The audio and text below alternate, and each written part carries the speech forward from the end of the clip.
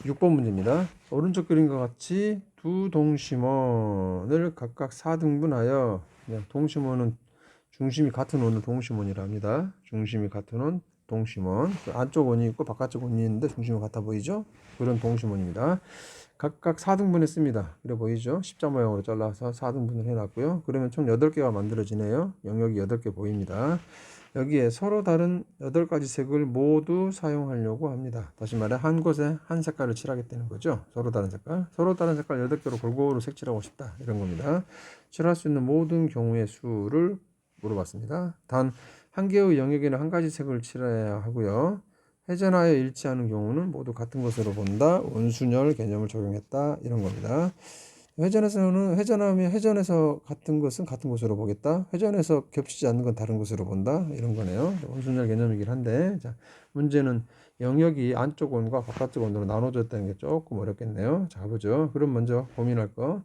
안쪽에 8개의 색깔 중에서 8개의 색 중에 안쪽에 어떤 색을 칠할 거고 바깥쪽에 어떤 걸 칠할 거냐 이거죠. 회전한 다음에 안쪽 길을 회전할 거고요. 바깥쪽 길을 회전할 테니까 먼저 안쪽부터 색칠한다 보면 되겠습니다. 안쪽에 색칠할 색깔 4개를 먼저 고르겠죠.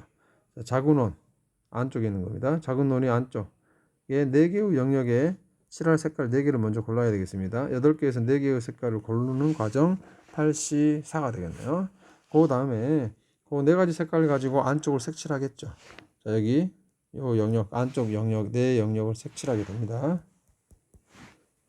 첫 번째, 두 번째, 세 번째, 네 번째 요 영역들을 4가지 색으로 색칠할 텐데 회전하면 같은 게 되기 때문에 원순열이 되겠죠. 따라서 4개를 가지고 순서를 배정하는 원순열 4-1 팩토리얼, 즉 3팩토리얼이 됩니다.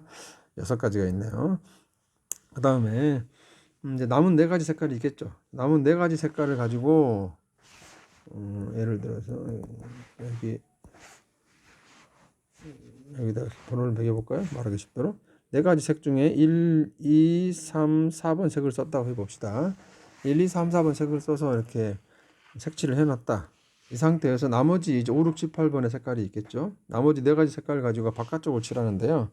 이때 4개를 바깥쪽에 칠하기 때문에 4개의 원순열 4-1 팩토리얼이냐? 그렇지 않습니다. 예를 들어서 5, 6, 7, 8 이렇게 색칠할 수 있겠는데요.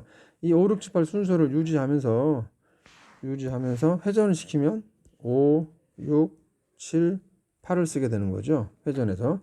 이렇게 했을 때 같은 경우면 이건 원순열 n-1 팩토리얼을 써야 되는데요. 같은 경우가 되나요? 그렇지 않습니다.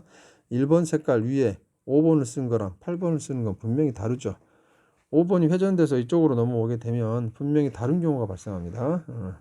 따라서 얘는 원순열이 아닙니다. 회전하면 같은 게 아니라요. 회전하면 달라집니다. 따라서 얘는 원순열이 아니기 때문에 그대로 4개를 순서대로 배열하는 4팩토리얼을 쓰게 됩니다. 자, 안쪽을 이미 색칠을 해놨기 때문에 바깥쪽은 원순열이 아닌 일반 순열로 봐야 되는 겁니다. 따라서 4팩토리얼이 되는군요. 안쪽을 가지고 4가지 색깔로 칠하는 방법 3팩토리얼, 이어서 바깥쪽을 색칠하는 방법 4팩토리얼 2개를 곱하겠죠. 여기는 색칠하는 방법이고요. 요거는 4개 중에 안쪽에 칠할 색깔을 고르는 겁니다. 연이어서 해야 되니까 곱해 법칙을 쓰겠죠. 곱셈은 여러분이 해보고요. 정답은 이렇게 좀 큰 숫자가 나오네요. 자, 이상입니다.